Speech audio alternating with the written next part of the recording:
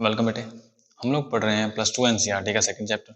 ठीक है, अभी तक हम लोग क्या कवर कर चुके हैं? अभी तक हमने पॉलिनेशन को देख चुके हैं। ठीक है, हम लोग पॉलिनेशन को समझ चुके हैं। उसके बाद में हमने पॉलन पेस्टल इंटरेक्शन को भी समझने की कोशिश की।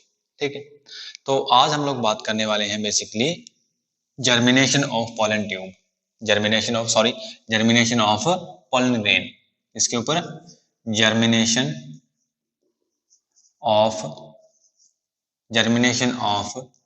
pollen on stigma। ठीक है, अब देखिए, मान लीजिए क्या है, पॉलिनेशन हो चुका है। ठीक है, और जो पॉलिनेशन है, हमने बात की थी कि वो ये श्योर नहीं करता है, ये इस बात की इंश्योरिटी नहीं होती है कि वहां पर राइट टाइप का पॉलन ग्रेन जाए। ठीक है, तो इसके लिए भी हमने क्या किया कि पॉलन पेस्टल इंटरेक्शन को समझने की कोशिश की। ठीक है, और जब तक स्टिग्मा मैच्योर नहीं है, जब तक स्टिग्मा रिसेप्टिव नहीं है, तब भी अगर उसके ऊपर पॉलन ग्रेन आता है तो वो किसी काम का नहीं होता। ठीक है, तो अब हम बात करते हैं कि जब स्टिग्मा जो है, बेसिकली जो स्टिग्मा है, जब वो रिसेप्टिव बन जाती है। ठीक है, जब वो रिसेप्टिव बन जाती है, स्टिग्मा जो है जब वो रिसेप्टिव बन जाती है। ठीक है, और उसके ऊपर तब क्या होता है, पॉलन ग्रेन आता है। तब उसके ऊपर क्या आता है, पॉलन ग्रेन आता है। ठीक है, अब देखिए, स्टिग्मा रिसेप्टिव है और जो पॉलन ग्रेन है ये क्या है, कॉम्पैटिबल पॉलन ग्रेन है। क्या है, कॉम्पैटिबल पॉलन ग्रेन है। ठीक है, अब क्या होगा कि जो पॉलन ग्रेन है अगर वो कॉम्पैटिबल है और स्टिग्मा जो है वो रिसेप्टिव है, तब वहां पर क्या कंडीशन होगी कि जो स्टिग्मा है वो क्या करेगी, बेसिकली उस पॉलन ग्रेन को क्या करेगी, न्यूट्रिशन प्रोवाइड करेगी। क्या करेगी, न्यूट्रिशन प्रोवाइड करेगी। ठीक है, न्यूट्रिशन प्रोवाइड करेगी किस फॉर्म के अंदर, उसके अंदर जो पॉलन ग्रेन है इसे वो क्या करेगी, वाटर सप्लाई करेगी। बेसिकली क्या करेगी, वाटर सप्लाई करेगी, प्लस में कुछ एक न्यूट्रिएंट्स सप्लाई करेगी। क्या करेगी, न्यूट्रिएंट्स सप्लाई करेगी।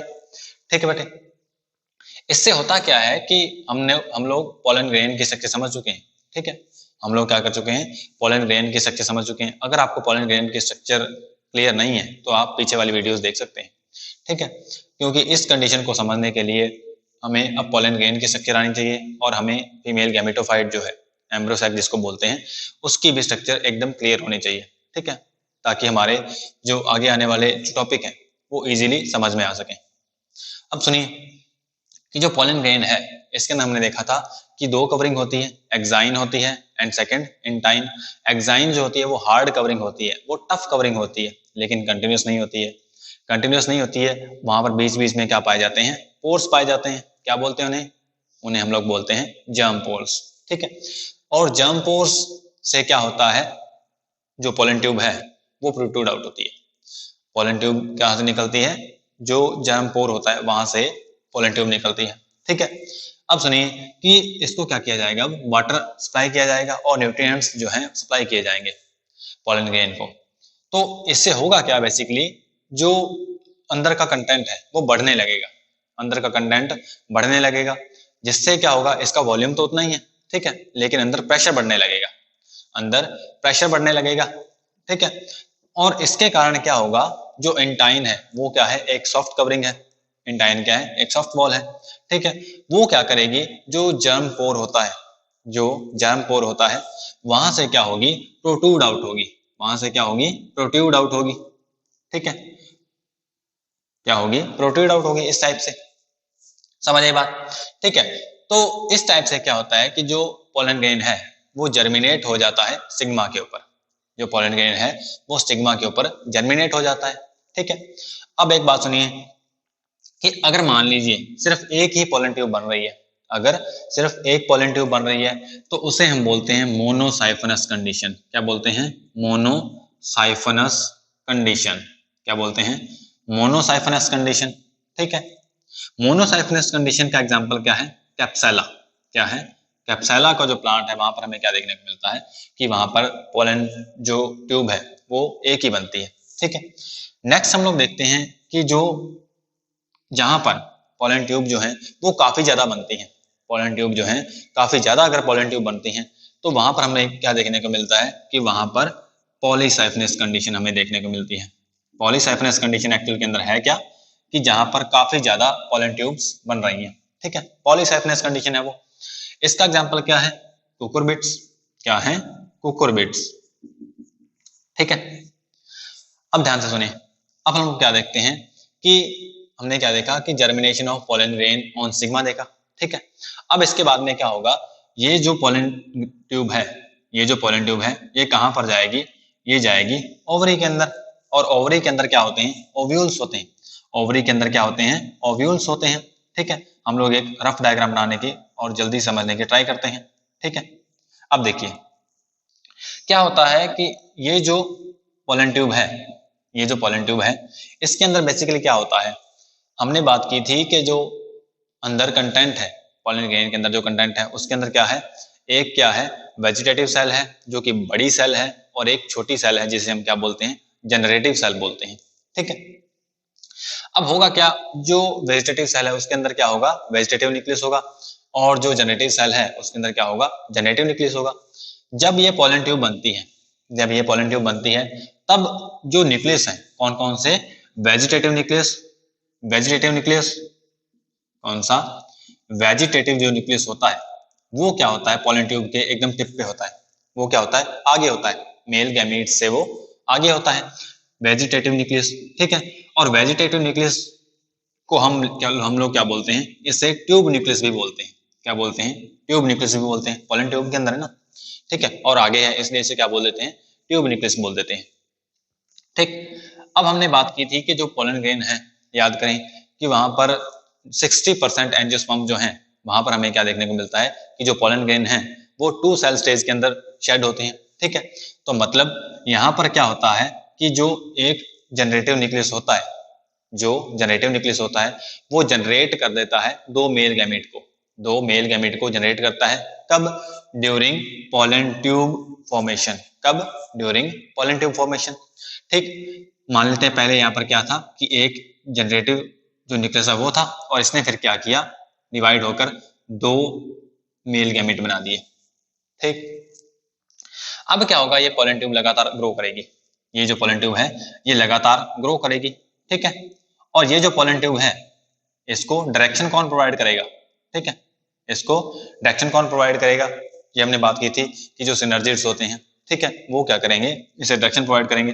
एक बात ध्यान रखिए कि जो ओव्यूल होता है ओवरी के अंदर, जो ओव्यूल होता है ओवरी के अंदर, वहां पर हमें पोलन ट्यूब जो है उसकी एंट्री काफी ज्यादा टाइप से देखने को मिलती है। अगर मान लीजिए जो पोलन ट्यूब है वो एंट्री कर रही है, अगर पोलन ट्यूब जो है वो एंट्री कर रही है माइक्रोपाइल से, वो एंट्री कर रही है माइक्रोपाइल से, तो इस कंडीशन को हम बोलते हैं पोरोगैमी। क्या बोलते हैं इसे हम? इसे हम बोलते हैं पोरोगैमी। और जो पोरोगैमी है ये मोस्ट कॉमन है, जो पोरोगैमी है ये क्या है, मोस्ट कॉमन है। ठीक है, एग्जांपल हम ले सकते हैं लिली प्लांट का। ठीक है, लिली के अंदर हमें क्या देखने को मिलता है कि पोरोगैमी की कंडीशन देखने को मिलती है। अब सुनिए, अगर ये पोलन ट्यूब जो है, ये जो पोलन ट्यूब है ये माइक्रोपाइल से एंट्री ना करके, ये जो पोलन ट्यूब है ये माइक्रोपाइल से एंट्री ना करके ये चैलेजा वाले पोर्शन से क्या करती है, एंट्री करती है। ये क्या करती है, चैलेजा वाले पोर्शन से एंट्री करती है, तो इसे हम क्या बोलते हैं, चैलेजोगैमी बोलते हैं। क्या बोलते हैं? चैलेजोगैमी बोलते हैं।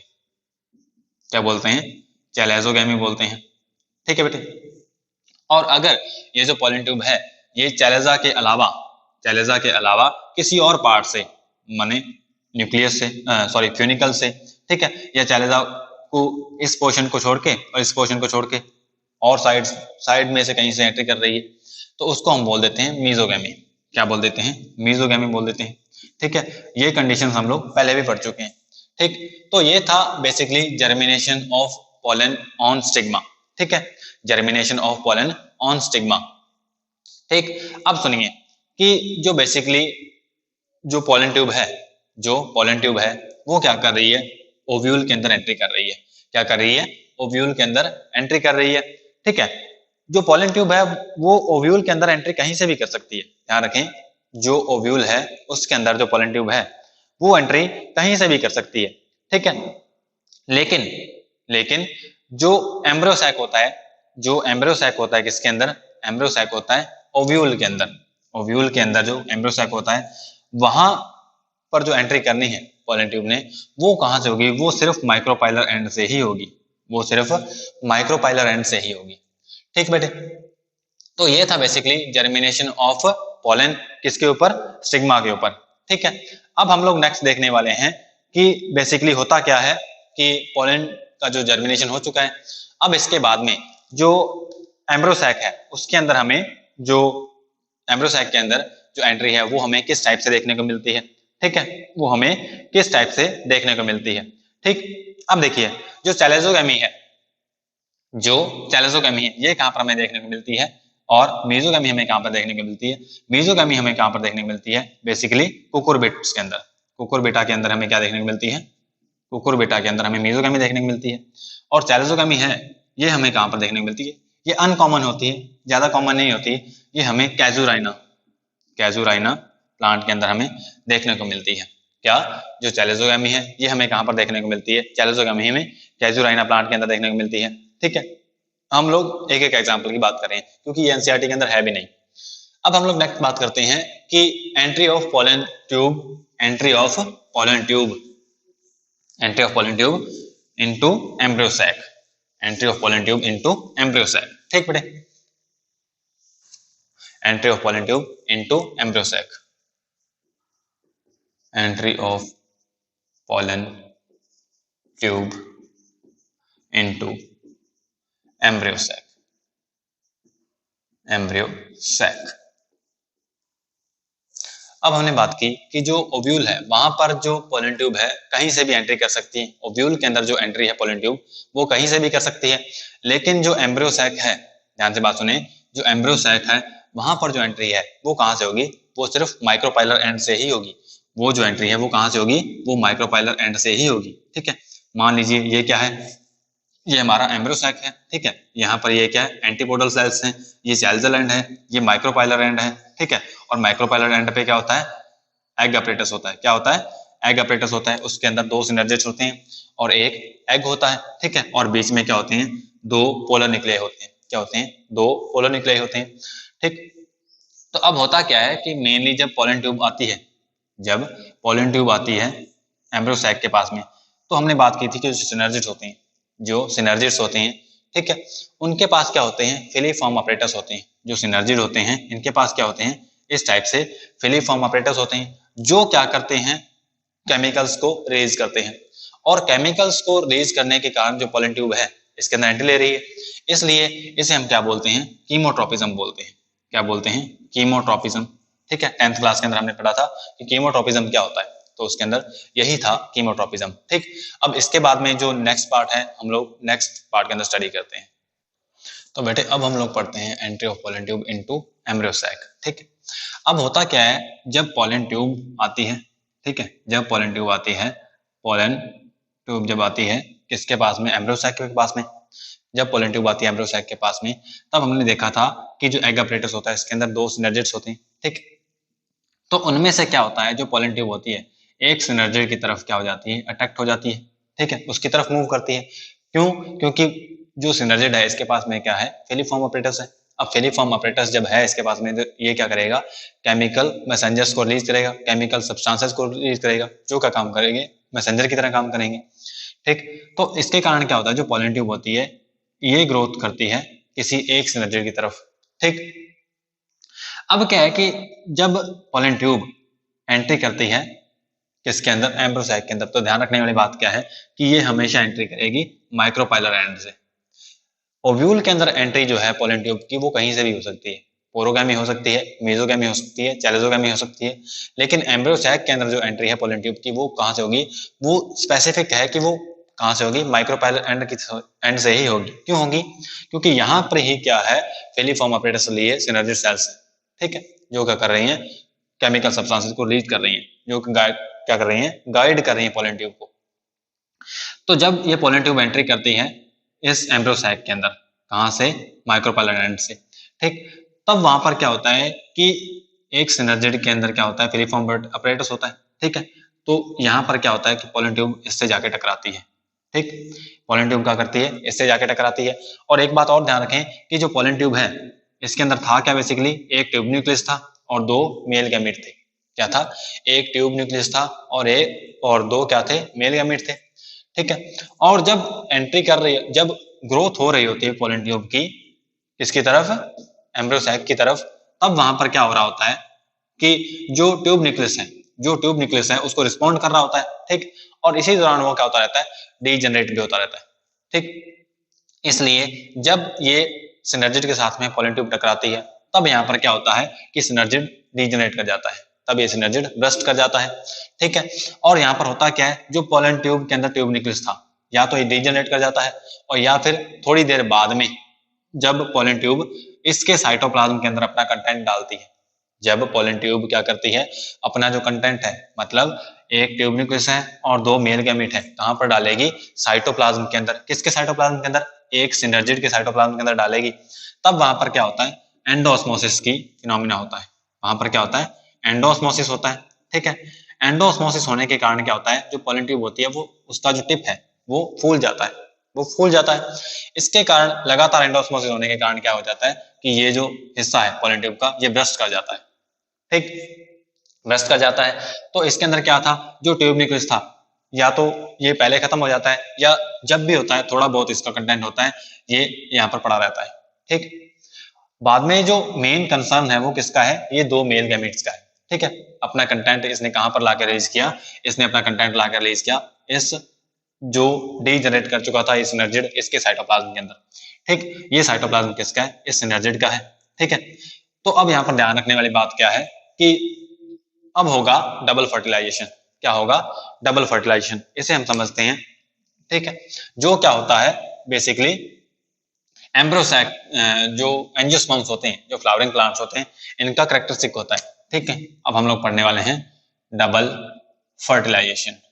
डबल फर्टिलाइजेशन, ध्यान से बात सुनिएगा, ठीक है, समझने वाला टॉपिक है, इसे आप रट नहीं सकते हैं। यहां पर क्या होता है कि जो दो मेल गैमेट हैं कहां पर हैं, इस सिनर्जिड जो कि खत्म हो चुका है इसके साइटोप्लाज्म के अंदर है, ठीक है। उनमें से क्या होता है कि एक मेल गैमेट जो ट्यूब न्यूक्लियस है वो खत्म हो जाएगा अपने आप।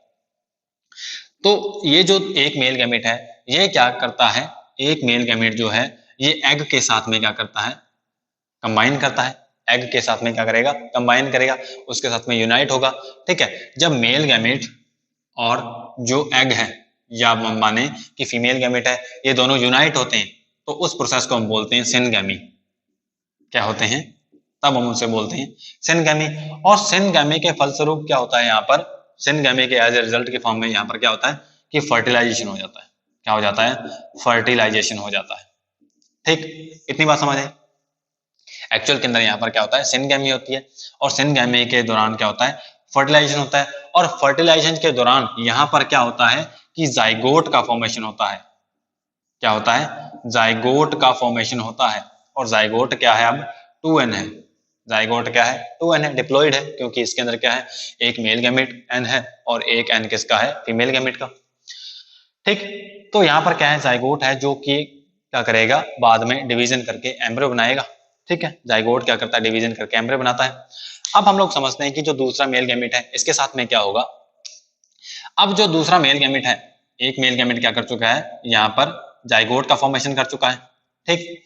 और एक सिनर्जिड इस तरफ प्रेजेंट है, ठीक है। ये सिनर्जिड्स होते हैं, और ये जो एंटीपोडल सेल्स होती हैं, ये क्या करती हैं, अपने आप डीजनरेट कर जाती हैं। ये अपने आप डीजनरेट कर जाती हैं कब, जब क्या करना होता है, इन्हें न्यूट्रिशन प्रोवाइड करना होता है। लगा, मतलब इनका काम क्या है, सिनर्जिड्स का जो बच गया और जो एंटीपोडल सेल्स हैं, या तो ये अपने आप डीजनरेट कर जाएंगे, या फिर अपना जो कंटेंट है उसका किसका यूज कर लेंगे, कंटेंट का यूज कर लेंगे न्यूट्रिशन प्रोवाइड करने के लिए, ठीक है। तो उसके दौरान ये नष्ट हो जाती हैं, ये खत्म हो जाती हैं। अब जो सेकंड मेल गैमेट है वो क्या करेगा, यहाँ पर ये जो दो पोलोन्यूक्लियाई थे, यहाँ पर ये जो दो पोलोन्यूक्लियाई थे, ठीक है, दो पोलोन्यूक्लियाई थे, मतलब ये क्या थे, ये 2n कंडीशन थी ना, यहाँ पर ये 2n कंडीशन थी ना पहले। तो एक मेल गैमेट जो है वो इसके साथ में फिर जाके मिल जाता है, यहाँ पर एक मेल गैमेट जो है इसके साथ में फिर जाके मिल जाता है। तो यहाँ पर क्या होता है, यहाँ पर क्या होता है, 3n कंडीशन बन जाती है। यहाँ पर क्या होता है, 3n कंडीशन बन जाती है, ठीक है। जो पहले क्या थी, लार्ज सेंट्रल सेल थी, जो पहले लार्ज सेंट्रल सेल थी, ठीक है, उसके अंदर क्या थे, दो पोलोन्यूक्लियाई थे, ठीक है। दो पोलोन्यूक्लियाई जो थे, दोनों पोलोन्यूक्लियाई को हम सेकेंडरी न्यूक्लियाई भी बोल देते हैं। क्या बोल देते हैं, सेकेंडरी न्यूक्लियस भी बोल देते हैं, सेकेंडरी न्यूक्लियस भी बोल देते हैं। और सेकेंडरी न्यूक्लियस के साथ में क्या हुआ, एक मेल गैमेट जाके फ्यूज कर गया, ठीक है। तो मेल गैमेट जब जाके फ्यूज किया, तो टिप्लॉइड कंडीशन बनी, और टिप्लॉइड जो न्यूक्लियस है इसे क्या बोलते हैं, प्राइमरी एंडोस्पर्म न्यूक्लियस बोलते हैं। क्या बोलते हैं, प्राइमरी एंडोस्पर्म न्यूक्लियस बोल देते हैं। और जो लार्ज सेंट्रल सेल है, ठीक है, इसको क्या बोल देते हैं, प्राइमरी एंडोस्पर्म सेल बोल देते हैं। क्या बोल देते हैं, प्राइमरी एंडोस्पर्म सेल बोल देते हैं। ठीक, तो रिवाइज करते हैं क्या होता है कि जब पोलन ट्यूब एंट्री कर दी है एम्ब्रियो सैक के अंदर, तब वहां पर जो वेजिटेटिव जो न्यूक्लियस है वो क्या हो जाता है, खत्म हो जाता है, और एक सिनर्जिड जो है ये भी खत्म हो जाता है। और जो दो मेल गैमेट होते हैं वो बेसिकली क्या करते हैं, उनमें से एक मेल गैमेट जाइगोट का फॉर्मेशन करता है जो कि एग के साथ में फ्यूज होता है, ठीक है, सिनगैमी करके फर्टिलाइजेशन कर जाता है। और जो दूसरा मेल गैमेट है वो क्या करता है, जो सेकेंडरी न्यूक्लियस था, जो कि सेकेंडरी न्यूक्लियस था, जो दो न्यूक्लियस थे पोलर न्यूक्लियाई, वो जो मिल जाते हैं तब उन्हें क्या बोलते हैं, सेकेंडरी न्यूक्लियस बोलते हैं। और जो दूसरा मेल गैमेट था वो क्या करता है, सेकेंडरी न्यूक्लियस के साथ में फ्यूज करता है। क्या करता है, सेकेंडरी न्यूक्लियस के साथ में फ्यूज करता है। तो क्या बनता है वहां पर, प्राइमरी एंडोस्पर्म न्यूक्लियस बनता है। तब वहां पर क्या बनता है, प्राइमरी एंडोस्पर्म न्यूक्लियस बनता है। ठीक, और जो लार्ज सेंट्रल सेल है फिर हम उसे क्या बोलते हैं, तब हम उसे बोलते हैं प्राइमरी एंडोस्पर्म सेल बोलते हैं। क्या बोलते हैं, प्राइमरी एंडोस्पर्म सेल बोलते हैं। ठीक, अब ध्यान से बात सुने। अब बड़ा इंपॉर्टेंट फिनोमेना है कि यहाँ पर क्या हो रहा है, हमें दिख रहा है कि यहाँ पर दो बार फ्यूजन हो रहा है। ठीक है, दो फर्टिलाइजेशन हो रहे हैं। कैसे, एक फर्टिलाइजेशन तो यहाँ पर क्या हो रहा है, जाइगोट का फॉर्मेशन कर रहा है, और एक फर्टिलाइजेशन यहाँ पर हो रहा है। ठीक है, दो बार क्या हो रहा है कि गैमीट्स आपस में फ्यूज कर रहे हैं।